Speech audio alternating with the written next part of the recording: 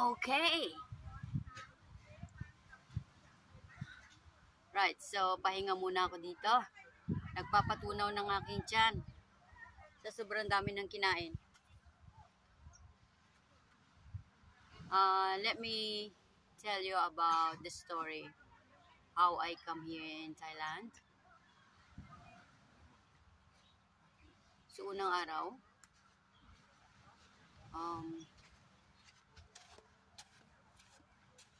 that was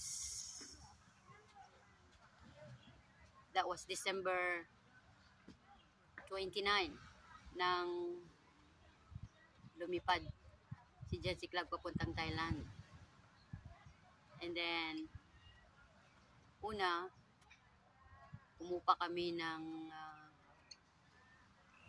aming matirhan para 4 na araw.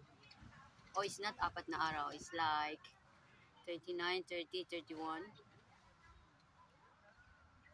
1, 2, 3, 4. So, supposed to be, dun sa una naming tinirhan, 7 days kami doon. Kaso lang ay nagkaroon ng trouble sa loob ng tinitirhan namin. Kaya may mga bagay doon na hindi naging maganda. Kaya napilitan kaming lumipat after 2 days namin doon.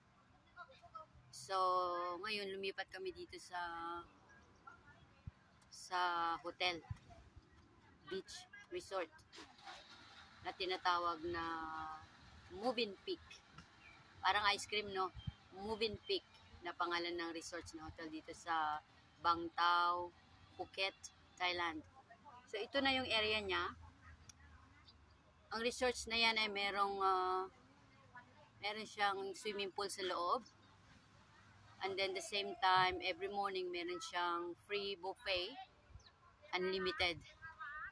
So, ang dami mong kapipilian ng mga iba't ibang klase from Asian Western food, Thailand food, Western food,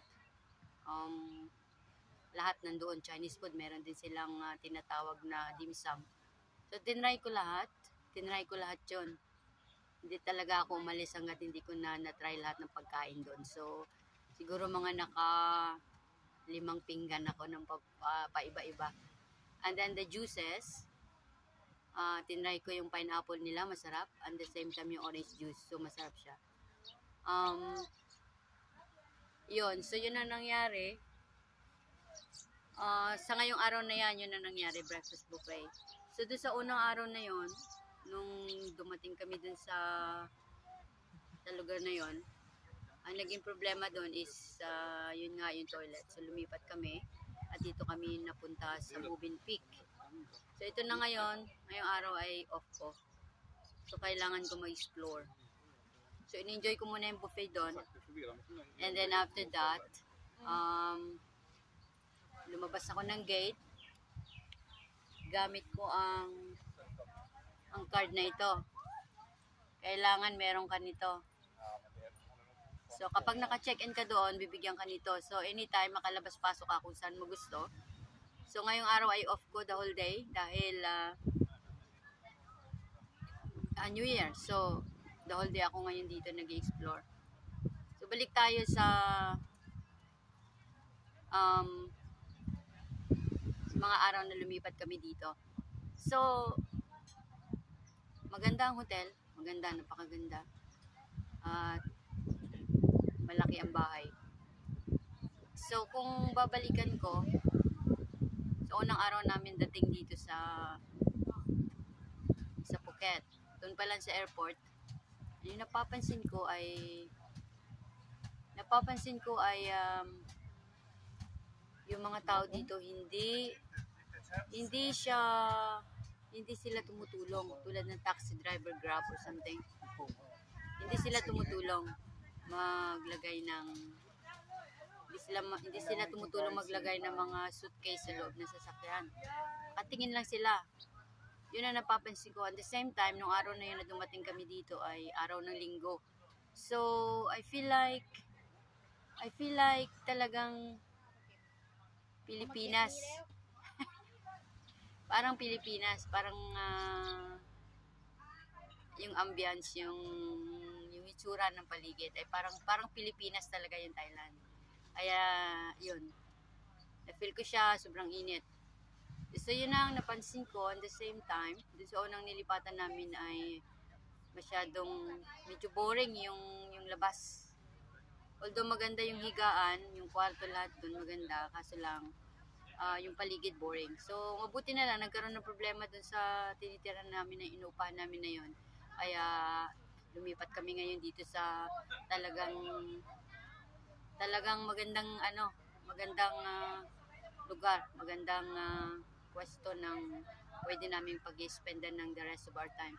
Pero dito sa Moving Peak, mga 4 na araw kami dito. So meron pa kaming 3 days bago lilipat na naman sa ibang lugar. Right, so ito ang Bang Tao Beach. Kung nakikita nyo, napakahaba nito, malawak siya.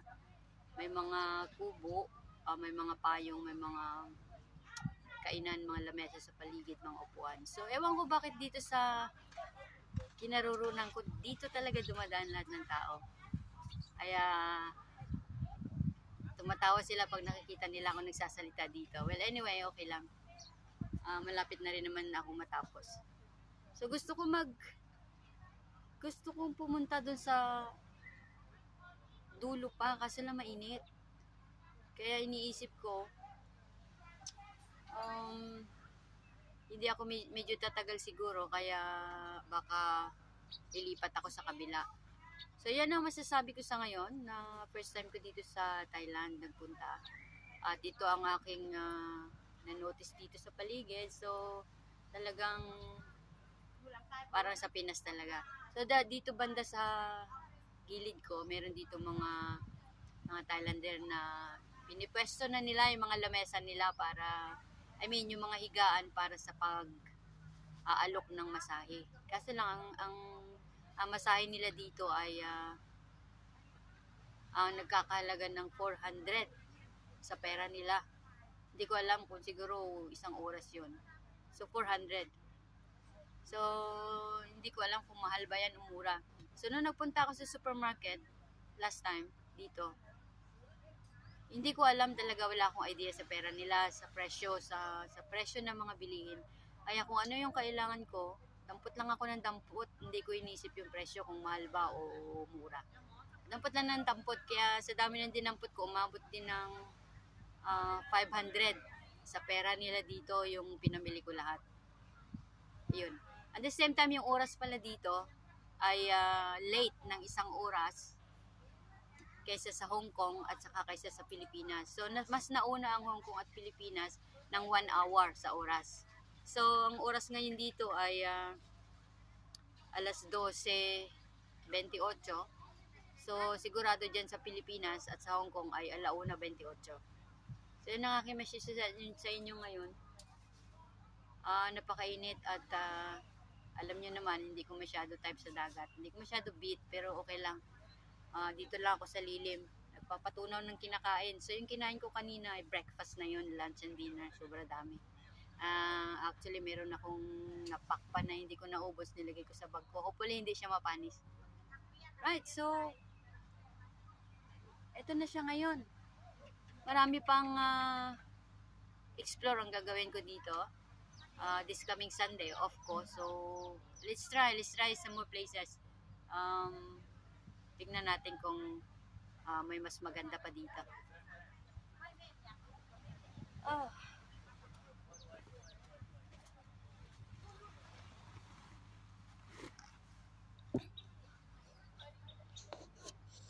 So, doon pa, hanggang dulo pa yan. Hanggang dulo pa yan. Ayun, yung mga girls doon. Ini-enjoy nila yung init.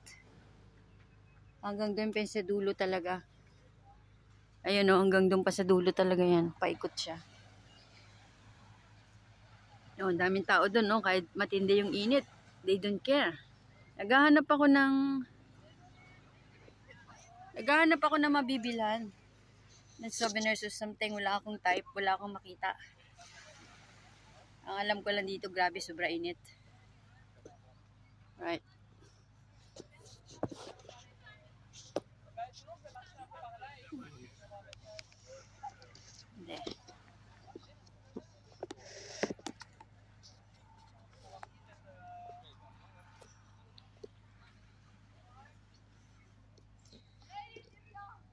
Yan, na-enjoy nila yung dagat na, no? Grabe, hindi na init. Hindi ko talaga kakayanin to. Pag ako lang. Ayun, may nagmamasahe na pala doon, no? Tingnan natin, ha? Doon, no? May nagmamasahe na doon. Just read it.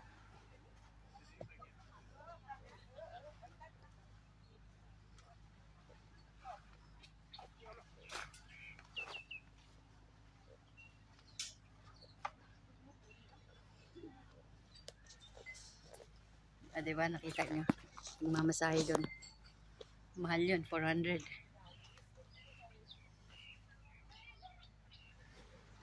Okay, yan muna sa ngayon.